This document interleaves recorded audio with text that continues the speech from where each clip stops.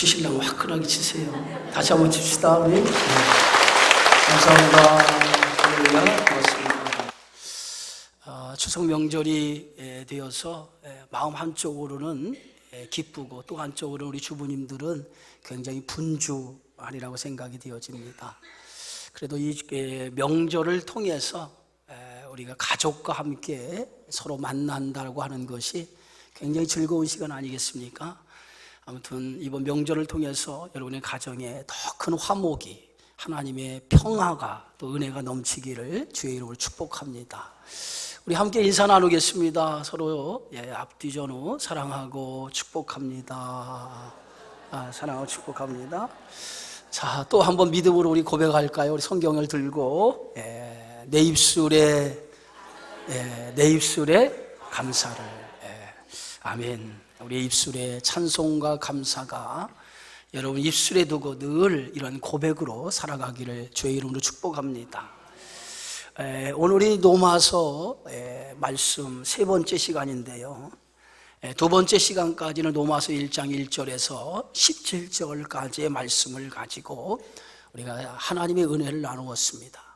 노마서 1장 1절에서 17절까지의 말씀은 로마서 서론적인 말씀입니다. 그러나 서론의 말씀이지만은 노마서의 가장 큰 주제의 중심인 말씀이 기록되어져 있어요. 복음은 모든 믿는 자에게 구원을 주시는 하나님의 능력이 됨이라. 또 복음에는 하나님의 의가 나타나서 믿음으로 믿음에 이르게 한다라고 말하고 있어요. 노마서의 전체의 주제에 해당되는 그러한 말씀입니다. 이제 오늘 본문부터 3장 20절까지의 말씀은 하나님 그 진노 아래 놓여진 인간의 모습이 어떠한 모습인가라고 하는, 복음에는 하나님의 의가 나타났는데 왜 하나님의 의가 나타날 수밖에 없는가, 거기에 대해서 인간의 현재의 상태, 현재의 모습, 하나님의 진노 아래 놓여진 인간의 모습에 대해서 오늘 바울 사도는 오늘 설명하고 있는 말씀이 오늘 본문의 말씀입니다. 복음이 오기 전에, 복음이 뭐라고 그랬습니까? 예수 그리스도가 이 땅에 오시기 전에 인간의 모습은 성경은 딱 한 가지로 말하고 있어요. 인간은 하나님 앞에 불의한 상태에 있었다라고 말하고 있어요. 불의, 다시 얘기해서 죄된 상태에 놓여진 모습, 그것이 하나님의 의, 예수 그리스도가 이 땅에 오시기 전에 인간의 현재의 상태, 현재의 모습이라고 성경은 말하고 있습니다. 무엇이 인간을 하나님 앞에 불의, 죄 가운데 놓이게 했습니까? 그것은 바로 인간이 지은 죄 때문에 인간이 하나님 앞에 불의한 자가 되었다는 거예요. 이 죄라고 하는 게 뭡니까? 성경에 보면 이 죄라고 하는 것은 하말티아라고 하는 언어를 가지고 있는데, 이 하말티아라고 하는 단어가 가지고 있는 뜻은 관역을 빗나가다. 화살을 쐈는데 관역에 이 화살을 맞춰야 되는데 관역에 화살이 빗나갔다는 거예요. 그게 죄라는 거예요. 다시 말해서 이 죄라고 하는 뜻은 하나님의 뜻 가운데 인간이 만들어졌는데 인간이 그 뜻을 벗어났다는 거예요. 그래서 성경에서 말하는 죄라고 하는 것은 윤리적이나 어떤 도덕적으로 지은 죄를 죄라고 하지 않습니다. 어떤 윤리적으로 나쁜 것을 저지른 것, 도덕적으로 나쁜 것을 저지른 것, 그것이 죄라고 성경은 말하지 않아요. 성경에서 말하는 죄는 윤리적이나 도덕적인 죄가 아니에요. 성경에서 말하는 죄는 하나님과의 관계, 하나님이 인간을 만드실 때 그 정하신 목적, 정하신 뜻이 있는데 그 뜻을 벗어난 것, 그것이 죄라는 거예요. 그 죄가 바로 인간이 하나님 앞에 저지른 불의라고 성경은 말하고 있습니다. 그래서 죄는 그 결과가 어떤 결과로 나타났냐면 하나님과의 관계가 깨진 결과로 나타났다는 거였어요. 그래서 하나님과의 관계가 깨진 것, 그것이 죄의 결과고 죄라고 성경은 말하고 있습니다. 여러분, 예수를 믿고 나서도 여전히 우리가 죄 가운데 죄를 끊지 못하고 살아가고 있다면 우리는 하나님과의 단절, 하나님과 끊어짐을 면할 수 없다는 거예요. 그래서 구원받은 성도는 하나님의 그리스도의 의를 통해서 우리가 십자가로 우리의 죄가 씻어졌어요. 그런데 죄가 씻어졌다고 해서 우리가 하나님과의 관계가 온전히 회복되는데 그 회복이 깨질 수 있다는 거예요. 뭐 때문에? 다시 죄 가운데 살면 하나님과의 관계가 깨어질 수 있는, 단절될 수 있음을 우리는 기억해야 될 줄 믿습니다. 아담과 하하가 하나님이 금지한 선악과를 먹은 결과 에덴 동산에서 인간이 추방을 당합니다. 그 추방이 하나님과의 관계가 깨어지는 단절을 의미합니다. 하나님과의 단절, 그것이 사망이고 그것이 죄의 결과고 그 죄의 결과는 그때부터 인간의 고통이 찾아오기 시작해요. 그래서 인간이 당하는 모든 불행, 이것은 죄의 결과물이에요. 불의한 자의 결과물이 인간이 당하는 모든 고통이 되어진다라고 성경은 말하고 있습니다. 그래서 바울은 인간이 겪는 모든 불행의 비극은 바로 하나님 앞에 불의한 것으로도 시작된다라고 선언하고 있어요. 그래서 하나님 앞에 불의한 인간은 하나님의 진노, 하나님의 심판 앞에 놓여지게 되어져 있다라고 말합니다. 그래서 모든 인간은 하나님의 심판 앞에 놓여져 있어요. 그게 죄의 결과예요. 죄된 인간은 하나님의 심판 앞에 놓여져 있어요. 그것이 하나님의 진노의 대상이라고 성경은 말하고 있습니다. 네, 오늘 바울은 하나님의 진노가 모든 경건하지 않은 자, 불의를 행한 자에게 나타난다라고 로마서 1장 18절에 성경은 이렇게 말하고 있어요. 하나님의 진노가 불의로 진리를 막는 사람들의 모든 경건하지 않음과 불의에 대하여 하늘로부터 나타나나니. 여러분, 여기에서 하나님께 경건하지 않은 자, 경건하지 않는다라고 하는 것은 불경건한 자란 뜻이에요. 경건하지 않는다, 반대로 뒤집으면 불경건한 자. 불경건한 자라고 하는 것은 다른 뜻으로 말하면 하나님을 경외하지 않는 자가 불경건한 자라는 거예요. 하나님을 경외해야 되는데 인간의 모든 목적은 하나님을 경외하도록 만들었는데 하나님을 경외하지 않는 사람, 이게 불경건한 자, 그것이 하나님을 인정하지 않는 자라고 하는 거예요. 그래서 하나님을 인정하지 않는 사람, 그게 불의한 사람이고, 그 불의한 사람의 삶의 모습은 어떤 모습입니까? 오늘 성경의 말씀에 보면 21절에 하나님을 알지만은 하나님을 영화롭게도 하지 아니하고 감사하지도 아니하는 삶을 살아가는 사람, 그것이 불의한 사람. 하나님을 알지만 그들의 인생은 하나님을 영화롭게 하지 않고 하나님 앞에 감사하지 않는 삶을 살아간다는 거예요. 하나님이 에덴 동산 중앙에 선악과를 두었어요. 여러분, 선악과라고 하는 이 의미가 뭔지 아십니까? 이 선악과는 선과 악을 나누는 그러한 열매가 아니라, 이 선악과는 하나님이 창조의 질서, 인간에게 주신 질서로 세우신 것이 선악과입니다. 그것이 어디에 세워져 있어요? 에덴 동산 중앙에 센터에 세워졌어요. 이 중앙, 센터에 세워졌다라고 하는 것은 인간이 그 에덴 동산 중앙에 세워진 그 선악과를 보고 우리의 주인, 인생의 주인은 하나님이다라고 하는 것을, 선악과를 보면서 그것을 깨닫게 하시기 위해서 선악과를 에덴 동산 중앙에 둔 거예요. 너의 주인이 누구냐? 이 에덴 동산의 주인이 누구냐? 그 주인이 누구냐라고 하는 것을 알게 하고 깨닫게 하기 위해서 하나님께서 에덴 동산 센터 중앙에 선악과를 둔 거예요. 그래서 선악과를 보면서 인간은 뭘 느껴야 되냐면, 우리의 인생의 주인이 하나님이시구나, 이 창조물의 모든 주인이 하나님이시구나 라고 하는 것을 깨닫고 고백하게 되어져 있는 거예요. 그런데 인간은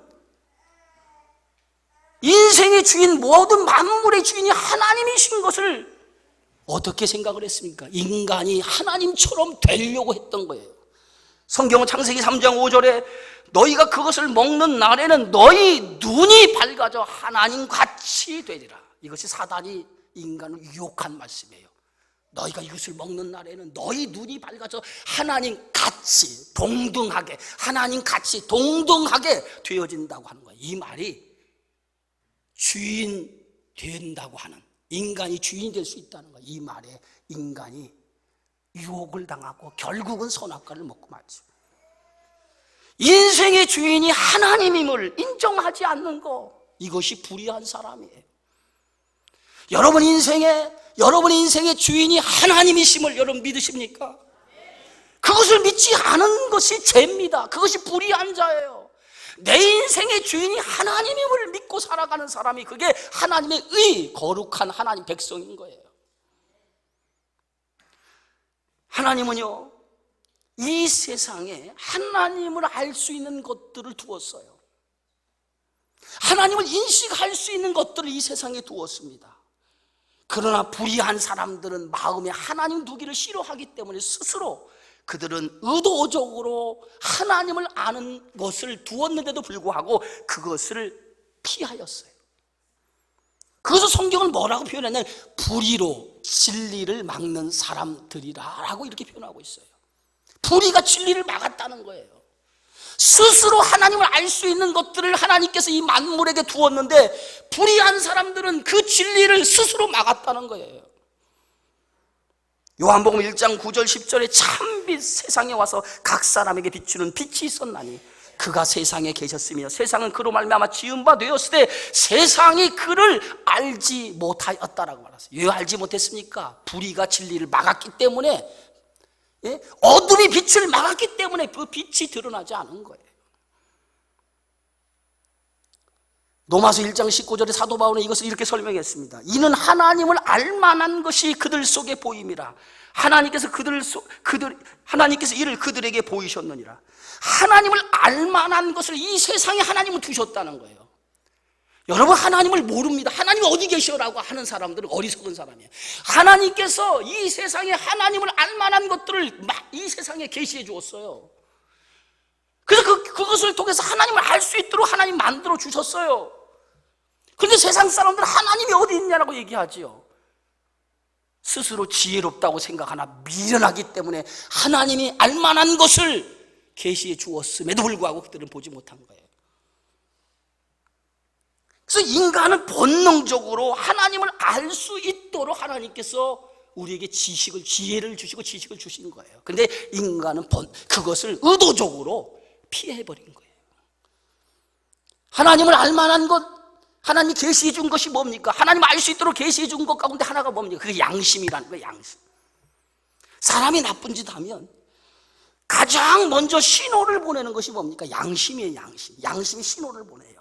심장이 두근거리고 얼굴이 화끈거리고, 그리고 뭡니까? 괜히 죄를 지면 고개를 숙이게 되고 어디 숨게 되고, 아담도 죄를 짓고 나서 자기의 부끄러움을 발견하고 나뭇가지로 그 부끄러운 입을 감기고 그리고 동산 중앙에 숨어버리잖아요. 이게 죄를 짓 인간의 모습, 이게 가책이라는 거예요. 양심의 가책을 느끼니까 누가 뭐라고 하지 않아도 스스로 가책을 느끼기 때문에 양심이 그걸 가만히 놔두지 않는 거예요. 왜 양심이라고 하는 것이 죄를 지으면 드러날까요?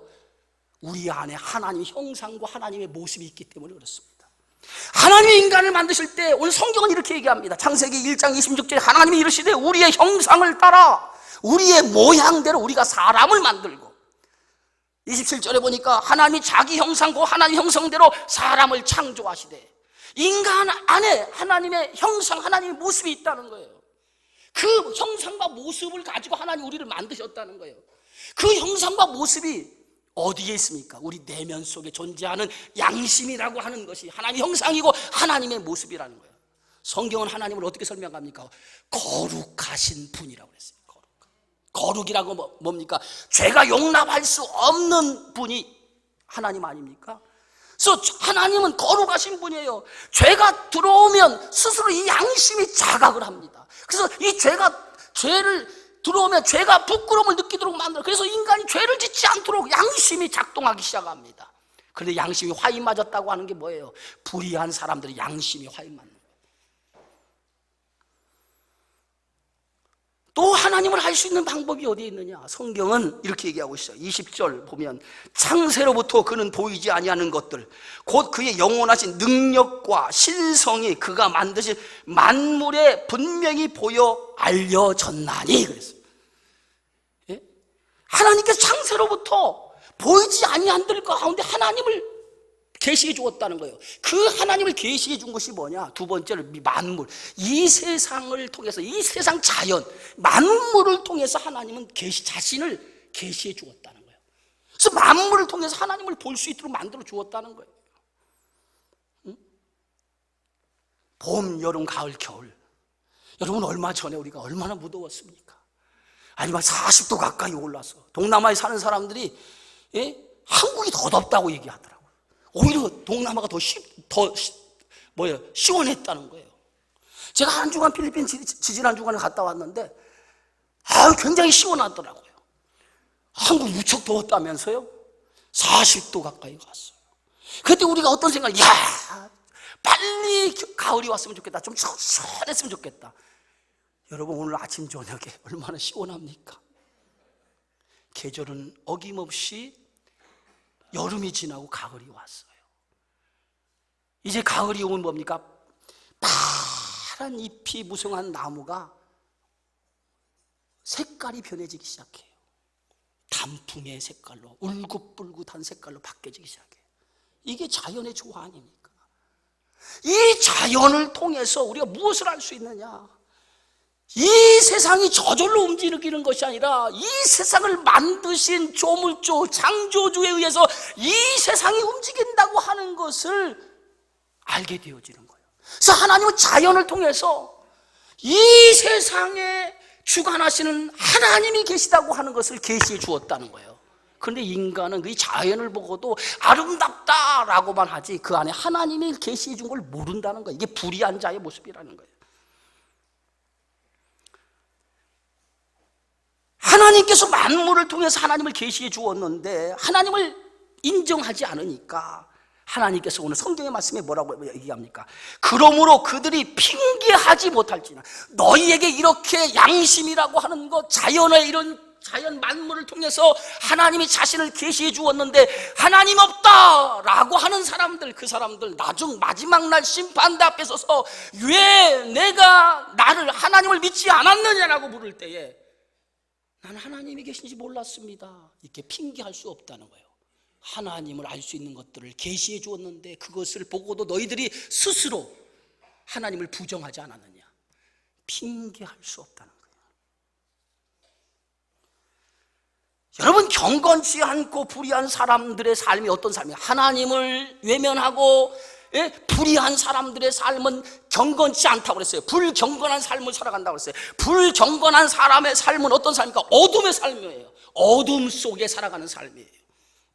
그래서 어둠 속에 살아가는 삶은 그들의 행위가 어떻게 나타납니까? 경건치 않은 행위들로 그들의 삶이 나타나게 되어져 있어요. 하나님을 모르고 인정하지 아니하고 불경건한 삶은 불경건한 삶, 어둠의 삶으로 그들의 행위가 나타나게 되어져 있어요.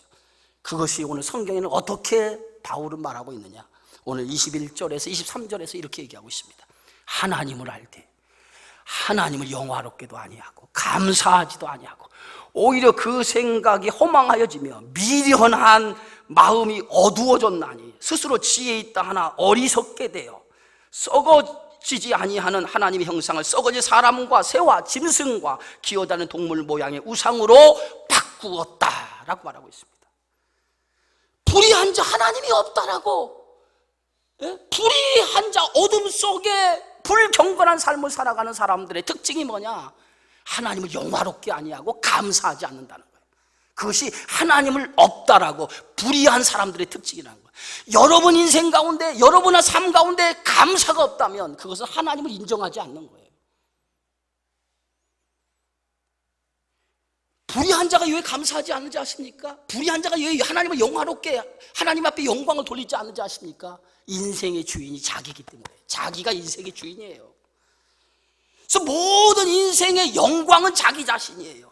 내가 잘나서, 내가 잘해서, 내 열심으로, 내 노력으로, 내 수고로 모든 것을 얻어진 거예요. 모든 결과물이 누구 때문에? 나 때문에, 나의 열심, 나의 수고, 나의 땀, 나의 노력을 통해서 이루어진 것이라고 생각합니다. 그래서 모든 인생의 포커스가 뭐냐면 나야, 나. 내가 인생의 포커스예요. 그래서 그들은 감사하지 않아요. 하나님의 영광을 돌리지 않아요. 모든 것들에 결과물이 누구 때문에? 나의 열심, 나의 수고, 나의 땀, 나의 노력으로 되어진 거예요. 그렇게 생각하니까 감사하지 않잖아요. 그런데 하나님을 인식하고 살아가는 사람은 반대예요. 인생의 주인이 내가 아니에요. 하나님이에요. 그게 하나님을 인식하고 살아가는 의로운, 그리스도로 말미암아 의롭게 된 사람의 삶이에요. 의롭게 된 사람의 삶은 뭐냐? 하나님을 인식하는 거예요. 하나님을 인정하는 거예요. 내 삶의 주인이 내가 아니에요. 내 삶의 주인이 그리스도예요. 내가 사는 것은 그리스도니 사나 죽으나 주의 것이로다. 바울 사도의 고백 아닙니까? 그래서 모든 영광은 하나님이에요. 여러분, 연말이 되면 이제 시상식을 하잖아요. 연예인들이 한 해 동안 이제 모든 걸 결산하고 시상식을 할 때, 거기에 시상 소감을 발표할 때, 우리는 그 중에서 그리스도인들이 시상 고백을 하는, 시상식에서 고백하는 것을, 인사말을 이렇게 하죠. 모든 영광을 하나님께 돌리고 감사를 드립니다. 세상 사람들 그게 무슨 말인지 이해를 못해요. 왜냐하면 그들은 하나님을 알지 못하기 때문에. 그러나 그들은 모든 성공, 모든 영광, 이것이 내 힘으로 된 것이 아니라 하나님이 주신 거예요. 하나님께서 이루신 거예요. 모든 영광 하나님이 받으실 거예요. 모든 것을 하나님 앞에 감사한 거예요. 이게 하나님을 인정한 사람의 삶의 고백인 거예요. 하나님의 영광을 자신이 가로채는 것, 이게 죄예요. 불의한 사람은 하나님께 돌려야 될 영광, 하나님이 받으실 감사를 자기가 가로채는 거예요. 여러분, 이 창세기 10장에 보면 인간이 바벨탑을 막 쌓아요. 벽돌을 가지고 대를 이어서 벽돌로 하늘 높이 쌓기 시작합니다. 근데 쌓는 목적이 있어요. 성경은 이렇게 얘기합니다. 온 지면에 자신들의 이름을 내기 위해서 바벨탑을 쌓기 시작했다고 그랬어요. 온 세상에 자기들의 이름을 내기 위해서 바벨탑을 쌓기 시작했다고 했어요. 인간, 하나님이 없는 인간은 자기 이름을 내기 위해서 살아가는 거예요. 자기 이름을 위해서 살아가는 거예요. 이게 뭐냐? 자기 영광을 위해 살아간다는 거예요. 여러분, 자기 영광을 위해 살아가십니까? 자기 영광을 위해 살아가는 사람은 교만한 사람이에요. 이게 하나님 없이 살아가는 불의한 인생의 모습이에요. 교만이라고 하는 것은 뭡니까? 거들먹거리고 이런 것이 교만이 아니에요. 교만은 성경이 정확하게 교만의 정의를 우리에게 이렇게 얘기하고 있어요. 교만은 하나님 없이 살 수 있다라고 생각하고 행동하는 자체가 교만인 거예요. 교만이 뭐라고요? 하나님 없이 살 수 있다고 생각하고 행동하는 것 자체가 교만인 거예요. 하나님이 받으셔야 할 영광, 하나님이 받으셔야 할 감사, 그것을 내가 가로채고 살아가는 사람이 불의한 사람이에요. 그래서 불의한 사람은 감사가 없어요. 자기 노력, 자기 수고로 이루었기 때문에 감사가 없어요. 여기 무슨 감사가 있겠어요? 그러나 하나님을 인정하는 사람은 매사에 뭐예요? 감사한 거예요. 내가 어떤 환경에 처해 있더라도, 비천에 처하든지 풍부에 처하든지 배고픔에 처하든지 굶주림에 처하든지 간에 그 안에도 하나님의 은혜를 생각하니까 감사한 거예요. 그게 하나님을 인정한 사람의 삶인 줄 믿습니다. 비록 무화과 나무 잎이 없고 우리의 양간이 없을지 나는 여호와로 말미암아 기뻐하고 즐거워하리로다. 나의 삶의 주체가 어디에 있어요? 하나님 안에 있기 때문에 감사가 나오는 거예요. 할렐루야. 이게 믿음의 삶이에요. 왜 감사합니까? 내가 이룬 것이 아니에요. 내 힘으로 된 게 아니에요. 하나님이 주신 것, 하나님 공급하신 것으로 살기 때문에 감사한 거예요. 이스라엘 백성이 40년 광야 생활을 통해서 하나님 깨달은 것이 뭡니까? 하나님의 백성임을 깨닫게 하시는 과정이 40년 광야 생활을 했지만, 여러분, 이스라엘 백성이 광야 들어가기 전에 430년 동안 어디 살았어요? 애굽에서. 애굽은 철저하게 자기가 인생의 주인 노릇하며 살아갔던 시대였어요. 그게 애굽 생활이에요. 그런 뼛속부터 자기가 인생의 주인임을 알고 그렇게 살아갔던 인생을 하루아침에 바꿔놓겠습니까? 하루아침에 그걸 어떻게, 그 유전자를 어떻게 바꿔놔요? 그래서 하나님은 이스라엘 백성을 광야로 내보냈어요. 40년 동안 뼛속부터 박혀있는, 자기가 인생의 주인이라고 하는 것을 뼛속부터 박혀있는 것을 바꿔놓을 필요가 있어요. 그래서 애굽에 광야로 보낸 거예요. 광야는 뭐예요? 사람이 살만한 곳이 아니에요. 물이 없어요. 물도 없는 것뿐만 아니라 하루도 살아갈 수 없어요. 먹을 것도 없는 곳이에요. 그런데 하나님께서 그 광야에 40년을 살면서 그들이 뼛속부터 내 인생, 내 힘으로 사는 것을 완전히 하나님이 벗겨냈죠. 그리고 뭐예요? 하나님 없이는 살아갈 수 없다고 하는 거예요. 인생의 참된 주인이 누구냐라고 하는 것을 광야 40년을 통해서 하나님 경험케 하고 깨닫게 해주셔요. 매일매일 만나를 내리시고 반석을 터뜨려 샘물을 주시고 구름 기둥과 불 기둥으로 저들의 삶을 인도하시고 매일매일 뭐요? 하나님 없이는 살 수 없습니다. 하나님이 내 인생의 주인입니다라고 하는 걸 깨닫게 하시잖아요. 그리고 나서 그 백성을 어디로 인도하시어? 하나님의 나라 가나안 땅으로 인도해 주시잖아요. 내 것으로 살고 내 힘으로 살려고 하니까 우리가 감사가 없는 거예요. 하나님의 은혜를 모르는 자가 불의한 자예요. 그래서 그 불의한 자의 특징으로 성경 오히려 그 생각이 허망해지며 미련한 마음이 어두워졌나니 스스로 지혜 있다나 어리석게 돼요. 오히려 그 생각이 허망하여지고 미련한 마음으로 그 하나님을 없다고 하는 그 생각이 미련한 마음이라는 그 미련한 마음이 어두워졌다는 거예요. 어두움에 살아간다는 거예요. 그래서 스스로 그들은 지혜 있다. 야 봐라 내 힘으로 사는 나의 모습을 보고 봐라 지혜롭다고 스스로 자랑해요. 그러나 그것은 하나님 보실 때 어리석은 거예요.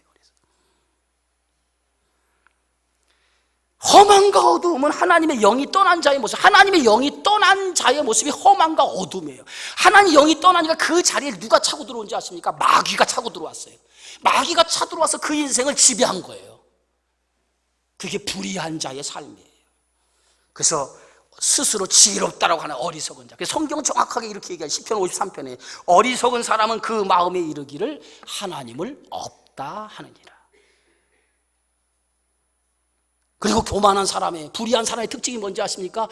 예? 하나님의 영광을 우상으로 대신하는 거예요. 하나님의 영광을 우상으로 대체하는 거예요.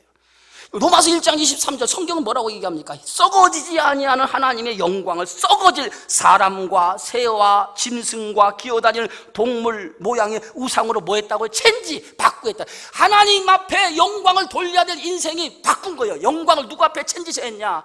썩어질 짐승, 기어다니는 동물 모양의 우상, 이것으로 바꿔버려, 체인지시켰다, 바꿨다는 거예요. 영광을 돌려야 될 대상을 바꾼 거예요. 나와 다른 것들에 의해서 바꿔버린 거예요. 우상이 뭔지 아십니까? 우상은 자기 필요에 의해서 만들어진 것이 우상이에요. 하나님께 영광을 돌려야 할 그 자리에 자기 필요의 목적을 거기다 두고 거기를 하나님의 영광을 대신하여 자기 필요, 자기 목적을 거기에 두고 바꿔버린 거예요. 그게 우상입니다. 그리고 그 우상을 섬기죠. 여러분 가끔 식당이나 집에 가면, 어떤 집에 가면 처마에 큰 북어를 딱 걸어놨어요. 가끔 보죠 여러분. 북어를 딱 걸어놨어요. 그거 북어만 걸어놓은 게 아니죠. 거기에 하얀 실을 총총 감아가지고 다 걸어놔. 그게 뭘까요? 궁금하죠. 뭘까? 왜 이렇게 장사하는 집에다 그 북어를 거기다 걸어놓고 그 실을 매달고 거기다 해놨을까? 왜? 궁금하죠. 여러분 북어는 재물을 상징한다고 그래요. 재물을 상징. 그리고 그 실은 뭐냐면 장수를 상징한다고 그래요. 하얀 실 자체가 장수를 상징한다. 그래서 실을 감아놓은 것은, 북어의 실을 감아놓은 것은 그 사업장과 그 가정의 화목을 의미한다고 그래요. 그래서 사람들이 그 북어에다가 실을 감아놓고 걸어놓는 거예요. 그러니까 그 북어가 뭐예요? 이 가정에 뭘 가져다? 재물을 가져다 주고, 이 가정에 화목을 가져다 주고, 이 가정에 뭐예요? 뭘 가져다 줘요? 장수를 가져다 준다 말이에요. 이렇게 생각합니다. 얼마든지 재물이 오고 화목이 오고 장수가 온다면 오늘부터 북어 대가리 걸어놓으세요. 걸어놓으시라니까. 걸어놔요. 그것이 여러분에게 재물을 가져다 주고. 또 풍수지리에 보면 뭐가 있냐면 변기에 뚜껑을 닫아놔야 된다는 거야. 여러분 집안에 좌변기가 있잖아요. 좌변기 뚜껑을 닫아놔요. 혹시 여러분 오늘 오실 때 좌변기 뚜껑을 닫아놓지 않았으면 오늘 반드시 닫아야 돼요. 왜 닫아야 되는지 아십니까? 모든 집안의 행운이 그 변기가 열어놓으면 거기에 모든 행운이 빠져나간대요. 이게 풍수지리예요. 풍수지리. 그러니까 그거 닫아놔야 돼. 혹시 다 열어놓고 왔어요? 여러분 인간이 얼마나 어리석었습니까? 얼마나 어리석어요. 우상이 복이 아니에요. 복이. 우상이 우리에게 복을 주는 게 아니에요. 그래서 오늘 보세요. 오늘 시편 121편에 보면 내가 산을 향하여 눈을 돌리라. 나의 도움이 어디서 올꼬? 나의 도움은 천지를 지으신 여호와에게서로다. 이 말의 의미가 뭐냐면 당시 이스라엘 백성 우상에 빠졌어요. 하나님을 섬기는 이스라엘 백성이 우상에 빠졌어요. 우상에 미쳤어요. 그래서 산과 산 골짜기마다 우상을 세워놓기 시작했어요. 예? 자기들의 필요에 의해서, 자기들의 목적에 의해서 우상을 세워놓고 그 우상 앞에 비나이다 비나이다, 내 자식 잘되게 해주시고 나에게 복을 주시고. 여러분 산에 가면 그렇잖아요. 돌이 막 쌓여있잖아요. 왜 돌을 쌓아놓습니까? 자신들이 돌 쌓아놓고 거기에다가 가면서 거기 인사를 하고 다니더라고. 돌멩이 앞에 절을 해. 왜 절을 해요? 복 주세요. 또 뭐야, 물에다가 동전 던져놓고. 왜 던져? 복을 주기 위해서. 이스라엘 백성들이 산과 산 골짜기에마다 우상을 막 세워놓은 거예요.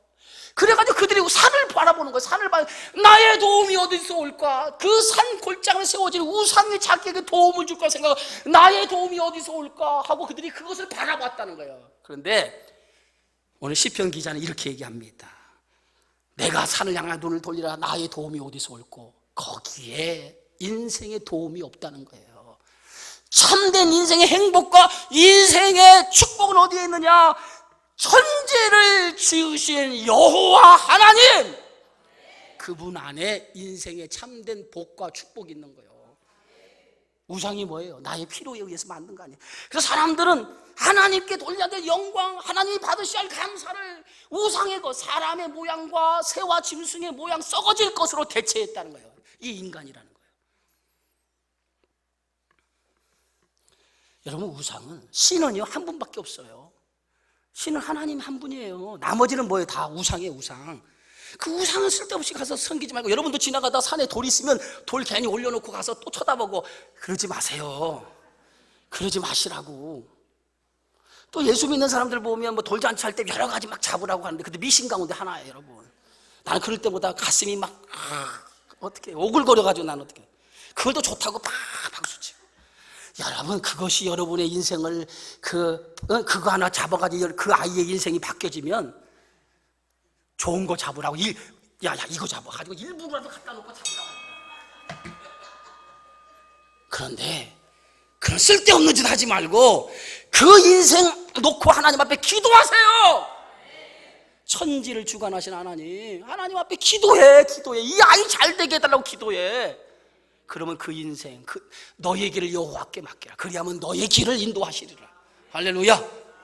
이게 우리의 삶 아니겠어요? 이게 믿음의 삶 아니에요? 그 세상 사람들이 가는 짓을 꼭 예수 믿는 사람이 똑같이 따라간다니까. 예수를 믿는 건지 안 믿는 건지. 그러니까 바꾸는. 그래서 성경은 뭐라고 얘기하고 있습니까? 불의한 사람들은 진리를 거짓 것으로 대체 바꾼다는 거예요. 그래서 오늘 성경 말씀 보세요. 1장 24절, 1장 26절, 오늘 1장 성경의 말씀 25절, 26절이 뭐라고 합니까? 이는 그들이 하나님을 진리를 거짓 것으로 바꾸어 피조물 조물리보다 더 경배하고 섬김이라. 이 때문에 하나님께서 그들을 부끄러운 욕심에 내버려 두셨으니 곧 그들의 여자들로 순리대로 쓸 것을 바꾸어. 뭘 바꿔요? 참된 것을 거짓된 것으로 바꾸며 인생을 바꾸어서 거꾸로 산다는 거예요. 바꾸어서 산다는 거예요. 그게 뭐예요? 우상을 섬기는 사람들의 모습이에요. 그래서 하나님은 진리를 거짓 것으로 바꾸어 사는 사람들을 어떻게 하십니까? 심판하셨어요. 그 심판이 뭡니까? 오늘 성경 말씀 1장 24절, 1장 26절, 28절에 하나님께서 그들을 마음의 정욕대로 더러움에 내버려 두사. 1장 26절 그들을 부끄러운 욕심에 내버려 두셨으니 1장 28절 그들을 그 상실한 마음대로 내버려 두사. 여기서 똑같은 단어가 3번이나 반복되죠. 내버려 두었다 라고 하잖아요.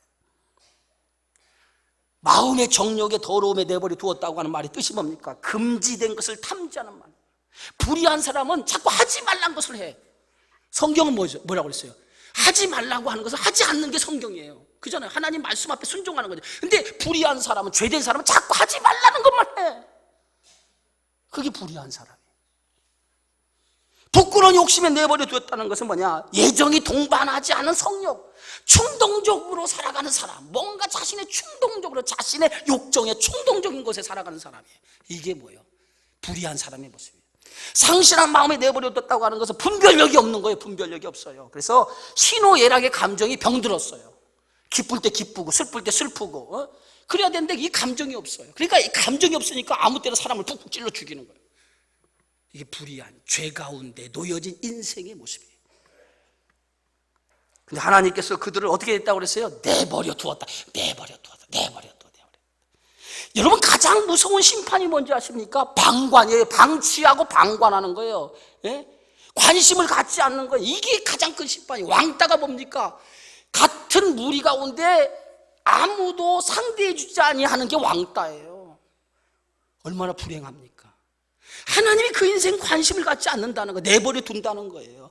예? 부모가 자녀에게 잔소리하는 이유가 어디 있습니까? 그만큼 관심을 갖고 사랑하기 때문에 잔소리하는 거예요. 만약에 부모가 자녀에게 잔소리하지 않으면 좋은 것 같죠? 좋은 게 아니에요. 사랑하지 않기 때문에 잔소리하지 않아요. 남의 자식에게 잔소리해봐요. 그런 사람이 있습니까? 내 자식 아니기 때문에 관심도 안 가져요. 부모가 자녀에게 제일 무서운 말이 뭡니까? 이제부터 너는 내 자식 아니야. 넌 내 자식 아니야. 이 말이 제일 무서운 말이에요. 예? 선언하는 거 아니겠어요? 성경에도 호세아서를 보면 내 백성이 아니다, 이제부터 하나님께서 단호하게 얘기하잖아요. 왜 그렇습니까? 그들이 불의한 죄를 행하니까 이제부터 너와 나의 관계를 끊어버리자고 성경은 얘기하고, 이게 불행이에요. 여러분, 주의를 범하고 11조를 범하고 하나님 앞에 믿음의 생활 잘못해서 아무렇지 않은 거야. 야, 내가 이제 주의를 범하고 11조를 범하고 하나님 이렇게 불의를 행하도 하나님 나에게 아무런 것들이 없어. 어떤 뭐가 있어야 아무것도 없어. 그걸 좋아해가지고 좋아하지 마세요. 하나님이 여러분에게 관심 끊었다는 거예요. 그런데 자꾸 마음에 찔림을 갖고 말해요. 마음에 괴로움을 갖고 말해요. 뭔가 그러면 이것은 하나님이 여러분을 사랑한다는 증거야. 그걸 아셔야 돼. 그럴 때 여러분, 아멘, 하나님 나를 사랑하시군요, 아멘하고 빨리 돌아와야 돼. 그래야 여러분의 인생이 복이 되어지는 줄 믿으시기 바랍니다. 하나님이 내버려둔 자의 모습이 어떤 모습입니까? 오늘 29절에 31절에 성경이 이렇게 말하고 있죠. 곧 모든 불의, 추악, 탐욕, 악의가 가득한 자요, 시기, 살인, 분쟁, 사기, 악독이 가득한 자요, 악을 도모하는 자요, 부모를 거역하는 자요, 후매한 자요, 배역하는 자요, 무적한 자요, 무자비한 자라. 하나님 앞에 불의한 자는 이런 모습으로 살아가는 거예요. 이게 하나님 앞에 불의한 자예요. 여러분, 이 가운데 탐욕, 불의, 추악, 악독, 사기, 이것이 가득한 사람, 이런 마음을 가지고 살아가면 여러분 어디에 머물러 있냐면 불의한 자인 거예요. 그래서 예수 믿으면 하나님의 의가 내 안에 들어오면 내 안에 이러한 것들이 발견되기 시작을 해서 내 가슴을 치는 거예요. 하나님, 내가 이제까지 이렇게 살았군요. 이제 하나님의 의로 내가 죄에서 벗어났으니 이제는 정결한 마음 주옵소서. 정결하게 살게 하여 주옵소서. 이제부터 우리의 삶이 달라지기 시작하는 거예요. 그게 믿음의 삶이에요. 그래서 의인은 오직 뭘로 살아? 믿음으로 말미암아 살리라. 이게 하나님을 받아들이는 사람들의 삶의 모습이란 말이에요. 20, 31절 성경 뭐라 합니까? 그들이 이 같은 일을 행하는 자는 사형에 해당한다고 하나님께 정하심을 알고도 자기들만 행할 뿐 아니라 또한 그런 일을 행하는 자들을 옳다 여기느니라. 하나님이 이런 일을 행하는 사람은 어디에? 사형에 해당한다고 얘기했어요. 근데 사람들은 그것을 알면서도 그렇게 살아가죠. 왜 그렇습니까? 다른 사람이 똑같이 그렇게 살아가기 때문에 자기도 그렇게 묻혀서 살아간다는 거예요. 여러분은 그 가운데서 깨닫고 주 앞에 돌아오신 것을 감사하시기 바랍니다. 사랑하는 성도 여러분, 복음에는요 하나님의 의가 나타났어요. 그 의가 우리를 하나님의 백성으로 만들어 준 거예요. 우리가 이전에는, 우리가 주님을 알기 전에는 불의한 자였어요. 하나님 앞에 버림받은 자였어요. 영원히 사망의 고통에서 살 수밖에 없는 자였어요. 그래서 우리는 세상에 온갖 불의를 행하고 살았어요. 그걸 깨닫지 못했어요. 그런데 복음이 내 안에 들어오면서 우리가 불의한 자라고 하는 걸 깨달으면서 내 삶을 이제는 불의에서 벗어던지고 새로운 피조물로서 새롭게 살아가는 인생이 되어진 줄 믿습니다. 이것을 복으로 하세요. 이것을 감사하세요. 이것을 기뻐하세요. 이것을 즐거워하세요. 이제부터 우리는, 저와 여러분은 하나님의 의를 받은 자처럼 믿음으로 삽시다. 믿음으로 살아서 이 믿음을 통해 하나님을 영화롭게 하고 하나님을 감사하게 하는 저와 여러분의 삶이 되어지기를 주의 이름으로 축원합니다. 고마우신 하나님 감사합니다. 오늘도 생명의 말씀을 통해서 사도 바울이 불의한 자의 모습에 대해서 우리에게 가르쳐 주었는데, 우리가 예수를 믿기 이전에 이와 같은 불의한 자로 살아갔습니다. 이제 주님의 은혜를 통해서 이 불의에서 하나님의 의로운 자가 되어졌는데, 이제 의로운 자는 불의한 삶을 벗어던지고 믿음으로 사는 자라고 성경은 말하고 있는데, 과연 나는 믿음으로 살고 있습니까? 불의한 것을 끊고 믿음으로 살고 있습니까? 한번 깨닫게 하여 주셔서 믿음으로 하나님의 원하시는 삶을 살아가는 저희들 되어지게 하여 주옵소서. 예수님의 이름으로 기도하옵나이다. 아멘. 최정면 집사님 특별 찬양 여러분 들으시면서 준비하신 예물 하나님 앞에 봉헌하겠습니다.